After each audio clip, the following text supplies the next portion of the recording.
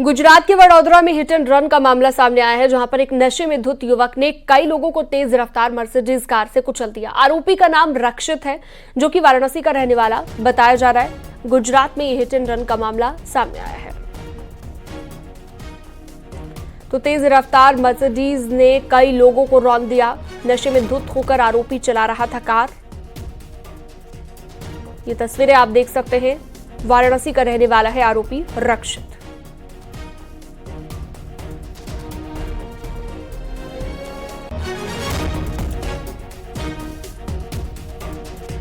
और अगली खबर ललितपुर से, जहां पर एक तेज रफ्तार कार बेकाबू होकर नहर में जा गिरी। कार सवारों ने किसी तरह कूदकर अपनी जान बचाई। थाना जखौरा के ग्राम गोरा की राजघाट नहर में बेकाबू होकर गिर गई। लोगों ने किसी तरह से ट्रैक्टर से कार को खींचकर बाहर निकाला है।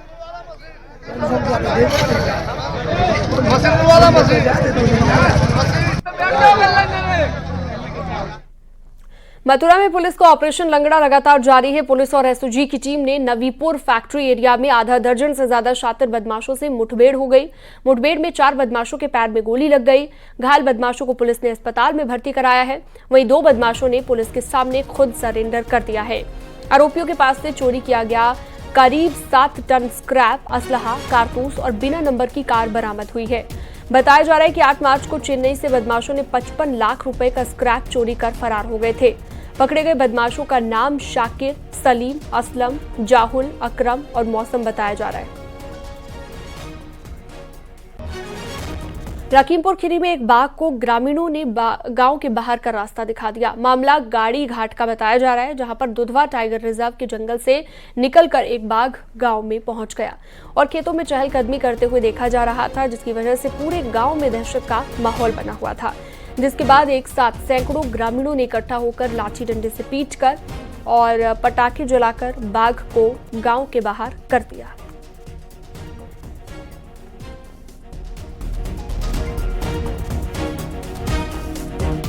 वृंदावन में अलग अलग इलाकों में 4 लोगों के डूबने की खबर है। होली के दौरान नहाने गए 4 लोग डूब गए, जिनकी गोताखोरों की मदद से पुलिस तलाश कर रही है। फिलहाल चारों के डूबने से परिवार में मातम पसरा हुआ है।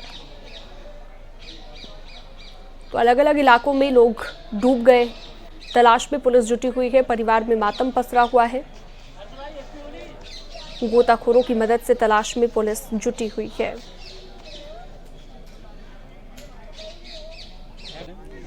एक और पढ़ लेती तो मजा आ जाता।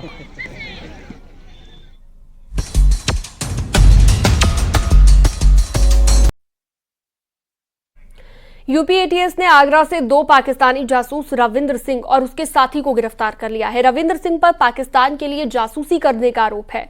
आगरा का रहने वाला है रविंद्र सिंह और बताया यह जा रहा है कि ऑर्डिनेंस फैक्ट्री हजरतपुर फिरोजाबाद में चार्जमैन के पद पर रविंद्र कुमार तैनात है। ऑर्डिनेंस फैक्ट्री की कई अहम जानकारियां आईएसआई को देने का आरोप है। एटीएस के एडीजी नीलाब्जा चौधरी ने कहा है कि आईएसआई ने महिलाओं के नाम पर हैंडलर बनाए हैं। नेहा शर्मा नाम की हैंडलर ने रविंद्र को हनी ट्रैप किया और जानकारी मांगी है। गगनयान से जुड़ी जानकारी भी साझा करने की आशंका जताई गई है।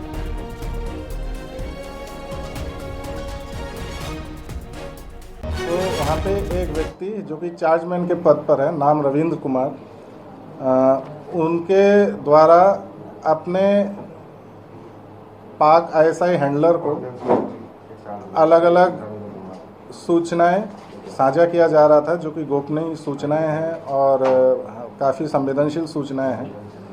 तो इसी बात पे काम करते हुए हमारे आगरा यूनिट द्वारा उक्त रविंद्र कुमार से प्रारंभिक पूछताछ कल की गई एवं विस्तृत पूछताछ हेतु उसको फिर एटीएस मुख्यालय बुलाया गया, जहां पे ये प्रमाणित हुआ कि उसके द्वारा नेहा नाम के एक हैंडलर के माध्यम से काफ़ी संवेदनशील सूचनाएं जो है उन साझा किया गया, जो कि करने के वो हकदार नहीं था, उसके पास में आना भी नहीं चाहिए था। ये एक मोडस ऑपरेंडी आईएसआई की काफ़ी दिन से है कि अलग अलग हैंडलर्स के माध्यम से, विशेषतः महिलाओं के नाम लेकर हैंडलर बनाए जाते हैं और उसमें हनी ट्रैपिंग के माध्यम से, अन्य चैटिंग वगैरह के माध्यम से संवेदनशील जो संस्थाएं हैं, जैसे वाइटल इंस्टॉलेशंस हम लोग के, उसके लोगों को ट्रैप करते हुए उनसे सूचना निकाल लेते हैं।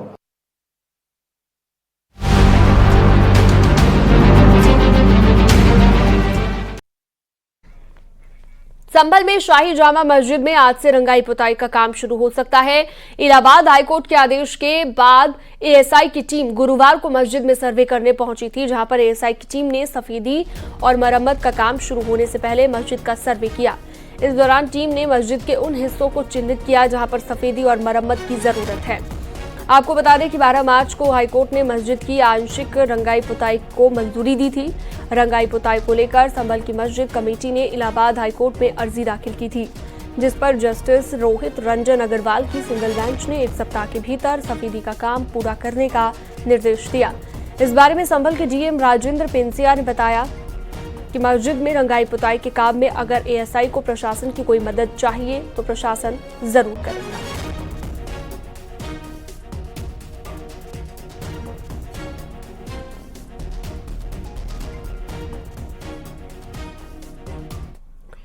संभल की शाही जामा मस्जिद हरिमंदिर विवाद के बीच रंगाई पुताई पर एक और विवाद शुरू हो गया है। हरिमंदिर के वादी पक्ष ने जामा मस्जिद पर हरे रंग के पेंट का विरोध जताया है। उन्होंने सफेद रंग से पेंट करने की मांग की है।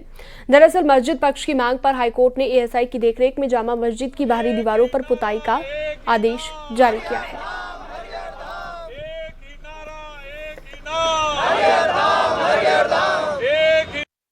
ये केवल मुस्लिम समाज की जो है ये बिल्डिंग नहीं है। हमारी मांग ये है सरकार से, माननीय न्यायालय से और यहाँ के प्रशासन से कि यहाँ पर जो रंगाई पुताई हो वो ना तो हिंदू के हिसाब से होनी चाहिए, अगर मुस्लिमों के हिसाब से होती है तो हिंदुओं के हिसाब से भी होनी चाहिए। अगर वो हरा रंग पोतने का प्रयास करेंगे तो हमारी मांग ये रहेगी कि उसमें भगवा पुताई हो, अन्यथा भगवा पुताई नहीं हो रही है तो उसमें हरे रंग की भी पुताई नहीं होनी चाहिए। हमारी मांग ये रहेगी माननीय न्यायालय के माध्यम से या उत्तर प्रदेश सरकार से हमारी मांग ये रहेगी कि उस पर जो है सफ़ेद कलर किया जाए, ना ही वो हिंदू का कलर होगा ना ही वह मुस्लिम का कलर होगा।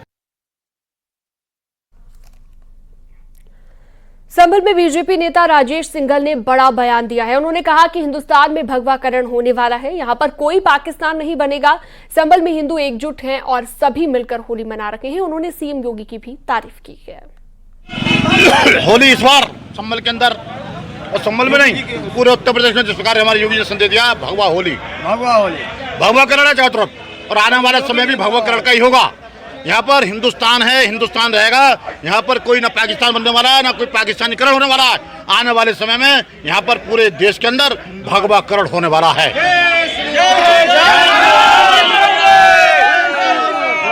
सुरक्षा को लेकर प्रशासन की क्या है? हमारे योगी सरकार की, हमारे योगी जी की विशेष रूप से संभल में निगाह है और हमारे पुलिस प्रशासन के अधिकारियों ने, डीएम एसएसपी ने जो एक सुरक्षा का एक अच्छी व्यवस्था की है, वास्तव में वो बधाई के पात्र हैं। हम योगी सरकार को आभार व्यक्त करते हैं। गोरखपुर में सीएम योगी ने सनातन विरोधियों पर जमकर हमला बोला है और कहा है कि होली का एक ही संदेश है, अखंड रहेगा देश।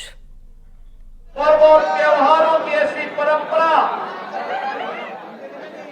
दुनिया के पास किसी भी अन्य देश में, किसी भी अन्य जाति मत या मजहब के पास नहीं, जितनी समृद्ध परंपरा सनातन धर्म के पास है। कौन लोग हैं वे बांटने का काम कर रहे हैं? ये वही लोग हैं जिन्होंने अयोध्या में राम मंदिर का विरोध किया।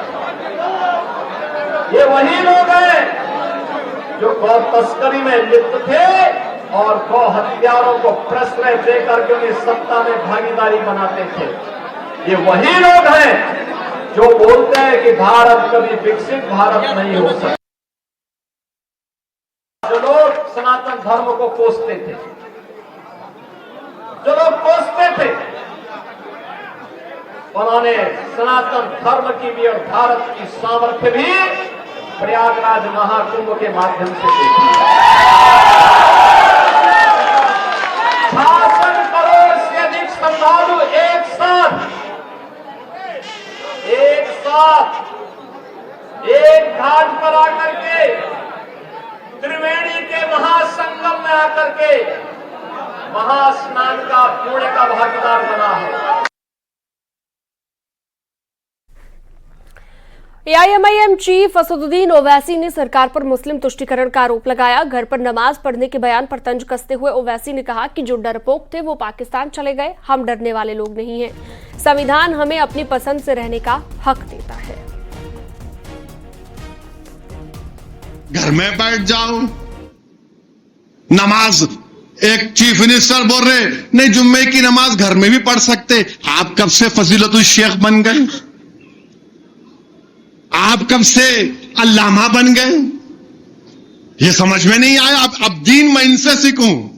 नहीं, जुम्मे की नमाज घर में पढ़ ले सकते। अच्छा, और क्या क्या कर सकते घर में? बोलो प्यारे, घर में पढ़ लो। अरे मस्जिद है, फ्रीडम ऑफ रिलीजन है, मस्जिद है, सुबह कयामत तक मस्जिद रहेगी। जब सूर फूका जाएगा तो सूर फूकने के वक्त अल्लाह इन मस्जिदों को उठाकर, इस मस्जिद चौक को, मक्का मस्जिद को उठाकर, दुनिया की मसाजिद को उठाकर जन्नत में रख देगा। जब तक सूर नहीं फूका जाएगा प्यारे, हम मस्जिद को जाएंगे और मस्जिद को आबाद करते रहेंगे। बीजेपी आईटी सेल के हेड अमित मालवीय ने संभल में शांतिपूर्वक तरीके से होली मनाए जाने पर लिखा कि दशकों के बाद संभल में मनाई गई होली ये दिखाती है कि बीजेपी ही हिंदू हितों की संरक्षक है। याद रहे कि संभल में हिंदू मंदिर और त्योहार मुगल या अंग्रेजी शासन के दौरान नहीं, बल्कि आजादी के बाद कांग्रेस और एसपी साथ ही बीएसपी के कार्यकाल और शासनकाल में लुप्त हुए हैं।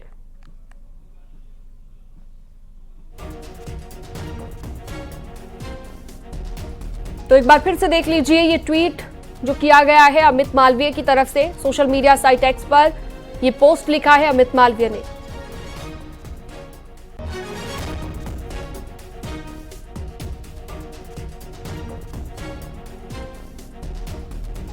तो बीजेपी को हिंदू हितों का संरक्षक बताया है अमित मालवीय ने, ये पोस्ट लिखा है।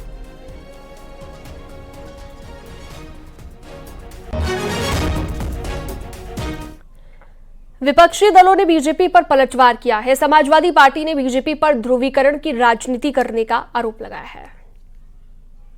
भारतीय जनता पार्टी हमेशा ही ध्रुवीकरण की सियासत को बढ़ावा देती है और कराती हुई नजर आती है। मैं कहना चाहता हूं कि आप लोग नफरत क्यों फैलाना चाहते हैं? सबसे बड़ी बात तो यही है। लेकिन आप लोग कितनी भी नफरत फैला लीजिए, हमारे देश में सभी धर्म के लोग, सभी मजहब के लोग आपसी भाईचारे, सौहार्दपूर्ण रह करके सारे पर्व मनाते हैं। भारतीय जनता पार्टी ने और उनके नेताओं ने तमाम बार इस तरह के नफरती बयान दिए जिससे पोलराइजेशन हो सके। सदियों से संभल के साथ साथ पूरे देश में हमेशा होली मनाने की परंपरा रही है और हमेशा लोग मनाते रहे। ये आज कोई नई होली नहीं मनाई जा रही है, लेकिन बीजेपी की तुच्छ मानसिकता कि हमेशा उसने त्योहारों पर हिंदू और मुसलमान भाइयों को आपस में बांटने का प्रयास किया है, जो कि आज बीजेपी अपने इरादे में नाकाम रही है। हमारे देश में सारे देशवासियों ने धूमधाम से होली भी मनाया और जुमे की नमाज भी पढ़ी। मुख्यमंत्री योगी आदित्यनाथ ने गोरखपुर में जनता दर्शन के जरिए लोगों की समस्याओं को सुना। सीएम योगी ने अधिकारियों से तत्काल तमाम समस्याओं के समाधान के निर्देश भी दिए। आपको बता दें कि गोरखपुर में होलिकोत्सव मनाने के बाद सीएम योगी ने गोरखनाथ मंदिर में आयोजित जनता दर्शन में लोगों की समस्याओं को सुना। मंदिर परिसर के महंत दिग्विजयनाथ स्मृति सभागार के बाहर एक एक करके सबकी समस्याएं सुनी गई।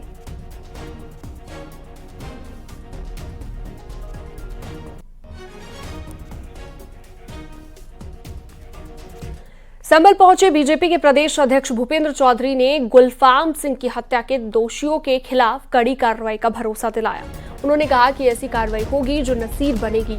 आपको बता दें, भूपेंद्र चौधरी ने गुलफाम सिंह के परिवार से मुलाकात कर शोक संवेदना व्यक्त की है।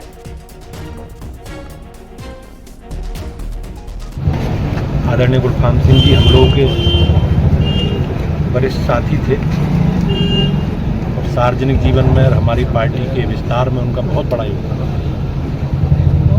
हमारी पार्टी की संवेदना पीड़ित परिवार के साथ और सरकार भी, पुलिस प्रशासन भी सजग है।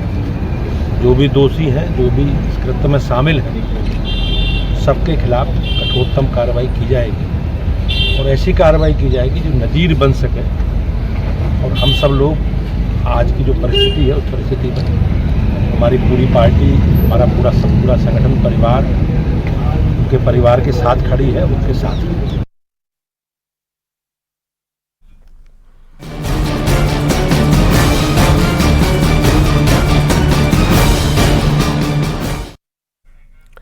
दिल्ली एनसीआर के साथ पश्चिमी यूपी के कई जिलों में मौसम का मिजाज बदल गया है। अलीगढ़, मेरठ, बागपत और मथुरा में बारिश हुई है। शाम को दिल्ली, नोएडा, गाजियाबाद समेत उत्तर भारत के कई हिस्सों में बारिश ने दस्तक दी।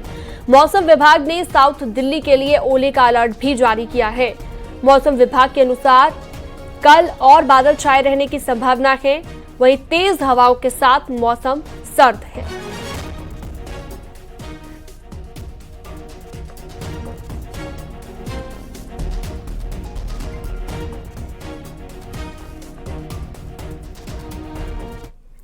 उत्तराखंड में मौसम विभाग ने अगले 48 घंटे बारिश और बर्फबारी का अलर्ट जारी किया है। चमोली, अल्मोड़ा, नैनीताल, बागेश्वर सहित प्रदेश के कई इलाकों में जमकर बारिश हुई है।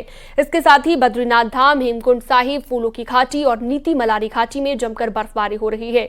वहीं पहाड़ में हुई बारिश और बर्फबारी से एक बार फिर से ठंड बढ़ गई है।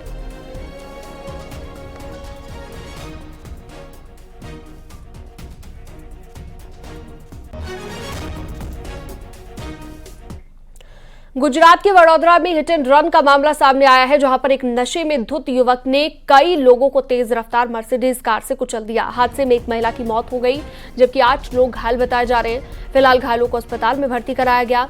आरोपी को पुलिस ने गिरफ्तार कर लिया है। कार चलाने वाले आरोपी का नाम रक्षित है, जो कि वाराणसी का रहने वाला बताया जा रहा है। तो हादसे में एक महिला की मौत हो गई है। पुलिस ने आरोपी को गिरफ्तार भी कर लिया है। गुजरात में ये हिट एंड रन का मामला सामने आया है। तेज रफ्तार कार ने कई लोगों को कुचल दिया। 8 लोग घायल हुए हैं। एक महिला की मौत हो गई है।